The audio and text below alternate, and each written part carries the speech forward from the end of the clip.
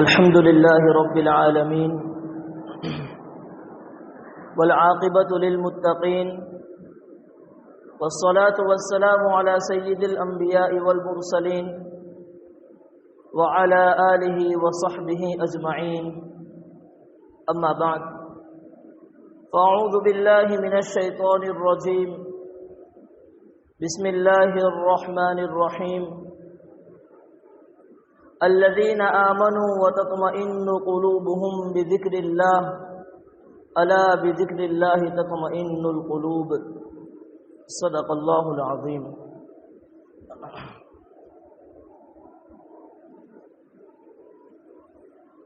نہ دنیا سے نہ دولت سے نہ گھر آباد کرنے سے، نہ دنیا سے نہ دولت سے نہ گھر آباد کرنے سے تسلی دل کو ملتی ہے خدا کو یاد کرنے سے۔ حضرات سامعین کرام، اللہ رب العزت نے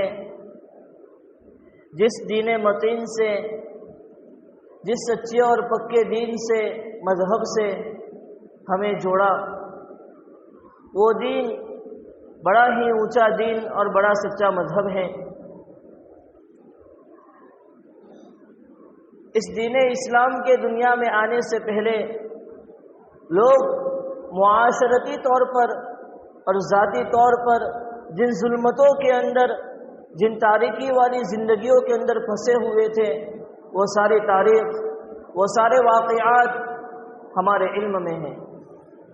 کہ اسلام کے دنیا میں آنے سے پہلے صرف عرب ہی نہیں، سارا عالم اور ہر ملک کے رہنے والے باشندے کس طرح کی زندگیاں بسر کرتے تھے اور کن کن لوگوں کو اپنا معبود بنا کر بیٹھے تھے۔ لیکن اسلام جب رونما ہوا اور جب اللہ تبارک و تعالیٰ نے آپ علیہ السلام کی بعثت کے بعد آپ علیہ السلام کے ذریعے سے اسلامی تعلیمات لوگوں تک پہنچائی اور لوگوں کو اسلام کے قوانین سے آشنا کرایا اور لوگوں کو اسلامی زندگی گزارنے کا طریقہ سکھلایا، تو آپ یقین جانیں یہ ایسا ہوا جیسے کہ تپتی ہوئی دھوپ کے بعد باران رحمت برستی ہیں اور تپتی ہوئی دھوپ کے بعد رحمت کی ٹھنڈی بارش برستی ہیں اور ساری بنجر زمین کو سرسبز و شاداب کر دیتی ہیں۔ اسلامی تعلیمات نے آ کر دنیا میں یہی انقلاب رونما کیا۔ یا یہ ایسا ہوا جیسے اندھیری اور تاریک رات میں سب لوگ پھنسے ہوئے تھے، کسی کو کوئی راستہ سجائی نہیں دیتا تھا، ہر ایک راہ سے گم ہو چکا تھا اور اپنے راہ کو گم کر چکا تھا۔ ایسی حالت میں تعلیمات اسلام نے لوگوں کے ہاتھ کو تھاما اور سیدھا راستہ دکھلایا۔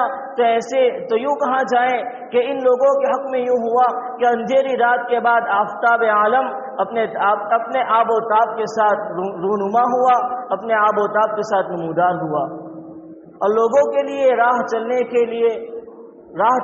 لیے روشنی مہیا کی اور لوگوں کو سیدھی راہ دکھلائی۔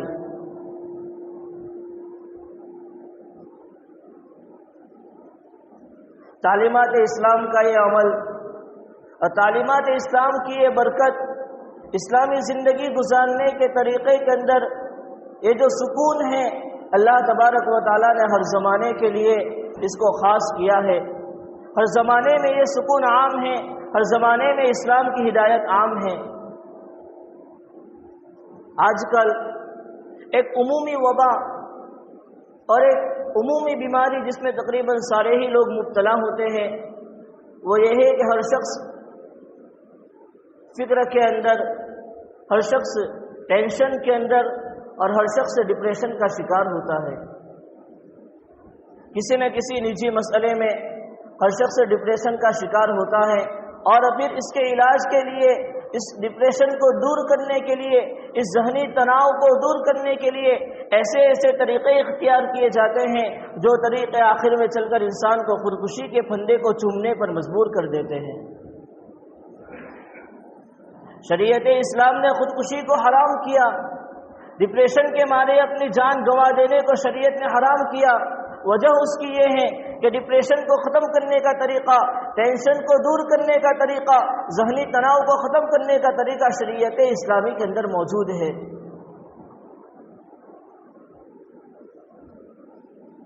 قرآن کریم میں اللہ تبارک و تعالیٰ فرماتے ہیں الذین آمنوا وتطمئن قلوبهم بذکر اللہ. اس سے پہلے آیت کریمہ ہے قل ان اللہ یضل من یشاء ویہدی الیہ من اناب، کہ نبی جی آپ فرما دیجئے کہ اللہ تبارک و تعالی جسے چاہتے ہیں راہ سے گم کرتے ہیں، اس کو راہ سے گمراہ کر دیتے ہیں، اور اللہ تبارک و تعالی ہدایت دیتے ہیں. اللہ تبارک و تعالی گمراہی سے بچا لیتے ہیں، اللہ تبارک و تعالی سیدھی راہ پر ڈال دیتے ہیں. اپنی جانب اس شخص کو من اناب، جو اللہ تبارک و تعالیٰ کی جانب رجوع کرتا ہے، جو اللہ تبارک و تعالیٰ کی جانب اپنے تعلقات کو بڑھاتا ہے، جو اللہ تبارک و تعالیٰ سے لو لگاتا ہے. اللہ تبارک و تعالیٰ ایسے بندے کو جو اللہ کی جانب تعلق میں آگے بڑھیں اپنی طرف کھینچ لیتے ہیں اور ہدایت کی راہ پر گامزن فرماتے ہیں. اب وہ کون سے بندے ہیں جس کو من اناب میں داخل کیا جائے؟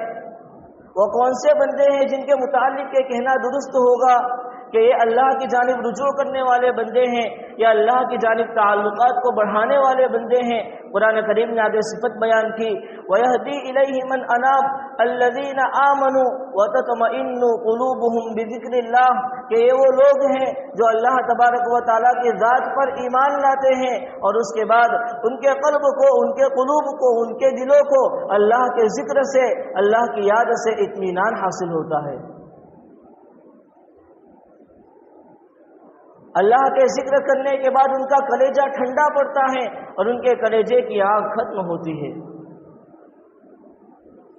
ایسے لوگوں کو قرآن کریم نے کہا من اناب، یہ وہ لوگ ہیں کہ جو ایمان لاتے ہیں اور اللہ کے ذکر سے ان کے کلیجے کو ٹھنڈک پہنچتی ہے، اللہ کے ذکر سے وحشت نہیں ہوتی، اللہ کے ذکر سے ان کے قلب میں تنگی پیدا نہیں ہوتی، اللہ کے ذکر کی مجلسوں کو چھوڑ کر وہ نہیں بھاگتے، اللہ تعالیٰ کے ذکر کی مجلسوں کے خلاف وہ آوازیں نہیں اٹھاتے، بلکہ اس کی جانب قدم بڑھاتے ہیں اور اللہ کے ذکر میں مشغول ہوتے ہیں اور اللہ کے ذکر سے اپنے قلب کو ٹھنڈا کرتے ہیں. الذین آمنوا وتطمئن قلوبهم بذکر اللہ، ایمان کے بعد اس کیفیت کے ساتھ زندگی گزارتے ہیں. قرآن کریم نے کہا من اناب میں یہ لوگ داخل ہیں کہ یہ اللہ تعالیٰ کی جانب رجوع کرنے والے بندے ہیں. اور جب یہ اللہ کی جانب رجوع کرنے والے بندے ہیں، قرآن کریم نے اس کی خبر دی، قرآن کریم نے اس کے لیے مژدہ سنایا وَيَهْدِي إِلَيْهِ مَنْ أَنَابَ. ایسے رجوع کرنے والے بندوں کو اللہ تبارک و تعالی راہ راست پر لاتے ہیں اور سیدھی راہ دکھلاتے ہیں.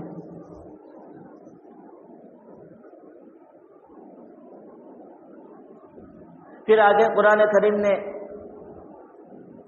اعلان کے شکل میں ایک بات بیان کی اور کھلے طور پر اس بات کا اعلان کیا الا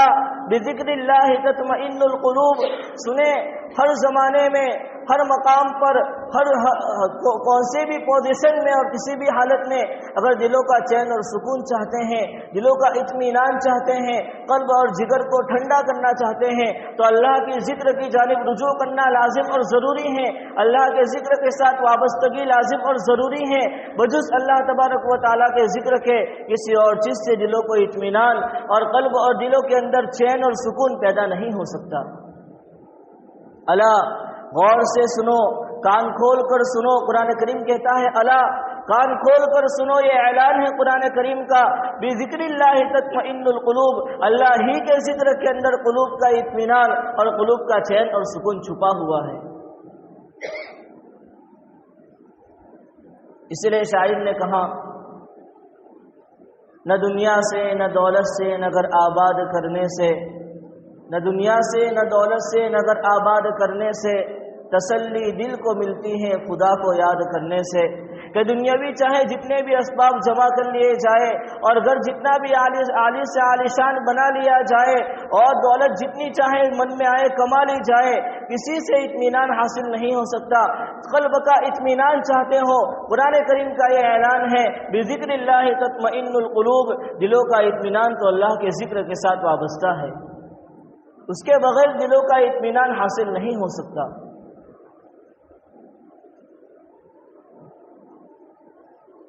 حضرت مولانا پیر ذوالفقار صاحب دامت برکاتہم العالیہ فرماتے ہیں کہ جب شیطان کسی پر حملہ آور ہوتا ہے اور اس کو مبتلا گناہ اور معصیت کرتا ہے تو اس سے قبل جو اس کا عمل ہے وہ یہ ہے کہ وہ اس کو اللہ کی یاد سے غافل کرتا ہے۔ جو شخص اللہ کی یاد سے غافل ہو، جو ذکر الہی سے جی چراتا ہو، جو ذکر الہی سے اس کے دل میں تنگی پیدا ہوتی ہو، تو سمجھ لیں کہ شیطان نے اس کے قلب اور جگر کے اوپر غلبہ جما لیا۔ پھر حضرت مولانا قرآن کریم کی آیت ذکر فرماتے ہیں، قرآن کریم میں اللہ تعالیٰ نے فرمایا استحوذ علیہم الشیطان فانساہم ذکر اللہ، کہ شیطان نے ان کے اوپر پورا غلبہ پا لیا، فانساہم ذکر اللہ، نتیجہ یہ ہوا کہ اس غلبے کا اثر یہ ہوا کہ اللہ کے ذکر سے ان کو غافل بنا دیا۔ اگر شیطانی غلبے سے بچنا ہے، شیطانی اثرات سے اپنے آپ کو بچا کر رکھنا ہے، اور ہم یہ چاہتے ہیں کہ شیطان ہم سے نہ کھیلے، ایسے جیسا کہ بچہ گیند سے کھیلتا ہے، جب آدمی کے اوپر شیطان کا غلبہ ہوتا ہے، شیطان انسان کے ساتھ ایسا کھلواڑ کرتا ہے جیسا کہ ایک بچہ ایک گیند کے ساتھ کھیلتا ہے۔ اگر ہم یہ چاہیں کہ شیطان کے اس اثرات سے دور رہیں، شیطان کے اس غلبے سے ہم محفوظ رہیں، تو ضروری کہ ہم ذکر اللہ کو لازم پکڑے، اور اللہ کے ذکر سے اپنے قلوب کو، اللہ کے ذکر سے اپنے دلوں کو آباد کریں۔ الا بذکر اللہ تطمئن القلوب۔ حضرت پیر صاحب دامت برکاتہم العالیہ ایک اور جگہ لکھتے ہیں، جو تقریباً آج سے 50 سال پہلے کی بات، 1985 کی بات ہے، حضرت اپنا واقعہ نقل فرماتے ہیں کہ ہمارے چند محبین اور متعلقین نے واشنگٹن ہمیں دعوت دی۔ جب ہم وہاں گئے، وہاں جانے کے بعد بہت سے پڑھے لکھے لوگ، ڈاکٹر اور انجینئر اور بڑے بڑے لوگوں کو اس شخص نے جمع کیا، محفل منعقد ہوئی، کھانا پینا ہوا، مجلس ہوئی۔ حضرت فرماتے ہیں انگریزی کے اندر میں نے خطاب کیا، خطاب سے فارغ ہونے کے بعد معمول کے مطابق میں نے مراقبہ کروایا، اللہ کی یاد میں چند لمحات گزارے، اور اس کے بعد دعا کے اوپر محفل کا اختتام ہوا۔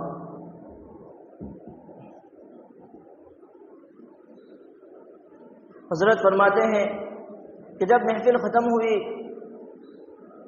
تو ایک نوجوان 1.5 سال کا شخص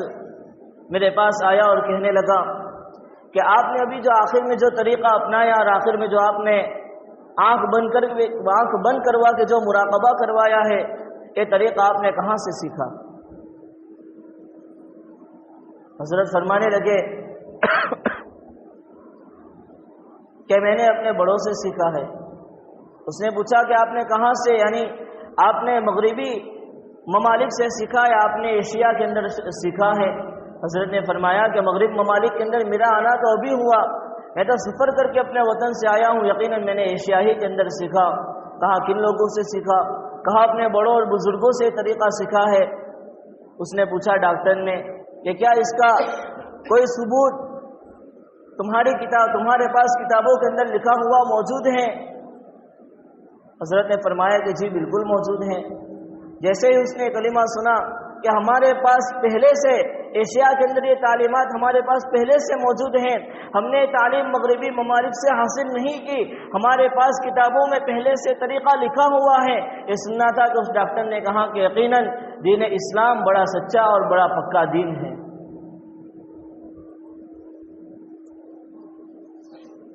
حضرت نے پوچھا کہ بھائی کیا بات ہوئی، یعنی اس بات سے دین کا سچا اور پکا ہونا کیسے ثابت ہو گیا، مجھے بھی ذرا تفصیل سمجھائیں۔ تو اس ڈاکٹر نے اپنی ایک لمبی سرگزشت اور اپنا ایک لمبا واقعہ سنایا۔ اس نے کہا کہ اصل میں ہماری آج سے چند سال قبل، آج سے 50 سال پہلے کا واقعہ حضرت بیان فرماتے ہیں کہ اس وقت اس ڈاکٹر نے حضرت سے کہا تھا کہ آج سے چند سال قبل ہمارے ملک کے اندر یہ بیماری بہت زیادہ پھیل گئی کہ لوگ ڈپریشن کا اور ٹینشن کا شکار ہونے لگے، جس کے نتیجے میں ملک کی اکثریت، بلکہ کچھ حضرات کو چھوڑ کے سارے ہی لوگ نیند حاصل کرنے کے لیے، قلبی سکون اور دماغی چین سکون حاصل کرنے کے لیے گولیوں کا استعمال کرنے کے اوپر مجبور ہے، اور سارا ہی ملک اس وبا کے اندر مبتلا تھا، حتیٰ کہ نوبت یہاں تک آ پہنچی کہ یہ گولیاں بنانے والی کمپنی کی گولیاں کم پڑ گئی اور استعمال کرنے والے حضرات زیادہ ہو گئے۔ اب کمپنیوں نے گورنمنٹ اور حکومت سے اس بات کی اجازت چاہی کہ اب یہاں پر دو طریقے ہیں، آپ یا تو ہمیں اس بات کی اجازت دیں کہ کمپنیاں اپنے محدود جو مقدار ہیں جو حکومت نے بتائی ہیں اس سے زیادہ دوائیاں تیار کرنے لگے اور اس کی پرمیشن دی جائے، یا یہ کہ کوئی ایسا طریقہ حکومتی لیول پر، نیشنل لیول پر ایسا طریقہ تلاش کیا جائے کہ لوگوں کو دوائیاں لینے کی ضرورت نہ پڑے۔ چنانچہ حکومت نے ملک کے 20 نامور ڈاکٹروں کو جو ریسرچ کے اندر بہت زیادہ مہارت رکھتے تھے جمع کیا۔ ان 20 ٹاپ ڈاکٹروں میں سے جو ہارٹ کے بالکل ماہرین تھے، ان میں سے ان ڈاکٹر کا جو مسلمان تھا ان کا بھی نام تھا۔ حضرت فرماتے ہیں سن کر مجھے خوشی ہوئی کہ مسلمان کا کسی شعبے میں عزت تو ہے۔ بہرحال حضرت وہ ڈاکٹر اپنی رویداد سناتا ہے، اس نے کہا کہ ہمارا واقعہ یہ ہوا کہ جب یہ ساری بات ہو گئی اور حکومت نے ہمیں یہ مشن دے دیا کہ تمہیں تلاش کرنا ہے ایسا کوئی طریقہ، سب سے پہلے تمہیں تلاش کرنا ہے کہ لوگ ڈپریشن میں کیوں جاتے ہیں اور اصل کیا وجہ ہے کہ لوگ ٹینشن کے اندر مبتلا ہوتے ہیں۔ وہ کہنے لگے کہ ہم نے بہت زیادہ ریسرچ کی، پہلے تو ہم نے آپس میں بحث و مباحثہ کیا، بحث و مباحثہ کرنے کے بعد پھر ہم اس نتیجے پر پہنچے کہ ہم سب سے پہلے تو ہم تلاش کریں کہ وہ بندے جو بالکل خوشحال ہیں ان کو جمع کرے اور جو ڈپریشن والے ہیں ان کو جمع کرے۔ دونوں قسم کے بندوں کی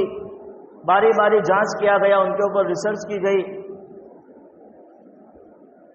اور جو بندے خوش نظر آتے تھے ان کو مشینوں کے اندر بٹھا کر ان کے برین کا اسکین کیا گیا، ان کے دماغ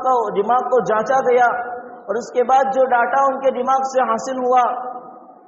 اس ڈاٹا کو کمپیوٹر کے اندر محفوظ کر لیا گیا۔ اسی طرح وہ بندے جو بالکل غمگین تھے، ڈپریشن کا شکار تھے، ان بندوں کو بھی جمع کیا گیا۔ ان بندوں کو جمع کرنے کے بعد ان کا بھی برین اسکین کیا، اور اس کے بعد جو ڈاٹا جمع ہوئے اس کو کمپیوٹر میں محفوظ کر لیا۔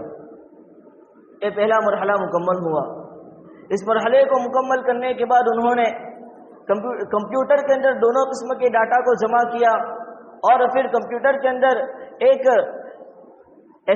ایسا ایپ بنایا جس کے اندر انہوں نے کمپیوٹر کو یہ ہدایت دی کہ دونوں قسم کے برین کے ڈاٹا تمہارے پاس ہے، دونوں کا آپس میں تقابل کرو اور دونوں میں دیکھو کہ فرق کہاں ہے۔ جب ایسا کوئی اسائنمنٹ کمپیوٹر کو دیا جاتا ہے تو کمپیوٹر برین کے ایک ایک سیل کے اوپر جا کر اور دماغ کے ایک ایک حصے کے اوپر جا کر پوری ریسرچ کرتا ہے۔ 2-3 مہینے تک یہ پروسیس چلتا رہا، اور 2-3 مہینے کے بعد یہ نتیجہ نکلا کہ جو حضرات خوش ہوتے ہیں فلاں سیل وہاں ان کا چارج ہوتا ہے، فلاں حصہ بہت زیادہ چارج ہوتا ہے، جو خوش ہوتے ہیں ان کا فلاں حصہ چارج نہیں ہوتا، ڈسچارج ہوتا ہے، اور جو بندے بہت زیادہ غصے میں اور بہت زیادہ ڈپریشن میں ہوتے ہیں ان کا فلاں سیل اور فلاں حصہ بہت زیادہ چارج ہوتا ہے۔ اس نتیجے پر پہنچ گئے کہ ان کو برین اور دماغ کے اندر وہ حصہ مل گیا کہ جس حصے کے اندر چارج اگر بڑھ جائے تو آدمی غمزدہ ہو جاتا ہے، آدمی ڈپریشن کا شکار ہو جاتا ہے، اور آدمی کا موڈ آف ہو جاتا ہے، یہاں تک کہ وہ کسی سے بات کرنے تک تو اس کا دل اور اس کا جی نہیں چاہتا۔ اور وہ حصہ مل گیا کہ اگر اسی جگہ سے چارج کو کم کیا جائے، ڈسچارج کیا جائے تو پھر وہ بندہ خوش ہو جاتا ہے، سابقہ غم، سابقہ ڈپریشن اور ٹینشن وہاں سے ختم ہو جاتی ہے۔ 3-4 مہینوں کی ریسرچ کے بعد وہ اس نتیجے پر پہنچے، بہت خوش ہوئے کہ ہمیں وہ حصہ مل گیا اور ہم بات کی تہ تک پہنچ گئے۔ انہوں نے حکومت کے سامنے رپورٹ پیش کی کہ ہم نے وہ سیل تلاش کر لیا ہے کہ جس کے جہاں پر چارج بڑھ جانے سے بندہ غمگین اور چارج گھٹ جانے سے بندہ خوش ہو جاتا ہے۔ جب حکومت نے وہ رپورٹ لوگوں کے سامنے پیش کی، لوگ بھی بڑا خوش ہوئے، شاباشی دی، لیکن لوگوں نے کہا کہ ابھی ایک کام باقی رہ گیا۔ تم نے یہ تو تلاش کر لیا کہ کون سے سیل میں چارج بڑھ جانے سے بندہ غمگین اور ڈپریشن کا شکار ہوتا ہے، اور کون سے سیل اور کون سے حصے میں چارج کم کر دیا جائے تو بندہ خوشحال ہو جاتا ہے، ڈپریشن اس کا ختم ہو جاتا ہے۔ لیکن اب تلاش کرو کہ اس چارج کو کیسے جو بڑھ گیا ہے اس کو ختم کیا جائے تاکہ غمگین بندہ خوشحال ہو جائے۔ کیا اس کو کم کرنے کا کوئی اور طریقہ ہے؟ اس کو تلاش کرو۔ یہ دوسرا اسائنمنٹ اور دوسرا کام تھا جو پوری ٹیم کو سونپا گیا۔ کہنے لگے کہ جب دوسرا کام ہمیں ملا تو ہم نے پہلے بہت زیادہ ڈسکس کی، اس کے بعد ہم اس نتیجے پر پہنچے کہ جب بندہ ڈپریشن کا شکار ہوتا ہے، غمگین ہوتا ہے، اگر وہ کچھ لمحے کے لیے سو جائے، کچھ گھنٹے کے لیے سو جائے، نیند مکمل کرنے کے بعد جب اٹھتا ہے تو وہ ٹینشن، وہ تناؤ، وہ ڈپریشن نہیں ہوتا جو نیند سے پہلے ہوتی ہے۔ نتیجہ یہ نکلا کہ نیند کے ذریعے سے فرق آ رہا ہے۔ چنانچہ انہوں نے ایک بندے کو پکڑا جو ڈپریشن کا شکار تھا، غمزدہ تھا۔ نیند سے پہلے اس کو مشین میں بٹھا کر اس کا ڈاٹا محفوظ کیا گیا۔ چند گھنٹوں کی نیند لینے کے بعد جب وہ اٹھا، ڈپریشن کم ہوا تھا، اس وقت کا ڈاٹا بھی اس کا محفوظ کیا گیا۔ اور پھر معلوم یہ ہوا کہ نیند سے قبل ڈاٹا اور وہ چارج زیادہ ہوتی ہیں اور نیند کے بعد وہ چارج کم ہو جاتی ہے، یعنی نیند کے ذریعے سے اثر پڑ رہا ہے۔ پھر انہوں نے دیکھا کہ نیند میں کیا ایسی چیز ہے، تو دیکھا کہ نیند کے اندر دماغ معاف ہو جاتا ہے، دماغ بند ہو جاتا ہے، آف لوڈ ہو جاتا ہے، وہ سوچنا بند کرتا ہے، تو پھر آہستہ آہستہ وہ چارج کم ہو جاتا ہے۔ اب انہوں نے کہا کہ کیا اب ایسا کوئی طریقہ ہے کہ نیند کے بغیر مصنوعی طریقے پر اس کو ختم کیا جائے، اپنے اختیار سے اس کو ختم کیا جائے؟ تو انہوں نے اس پر بھی بہت ساری ریسرچ کی، ہزاروں بندوں کو مشینوں کے اندر بٹھایا اور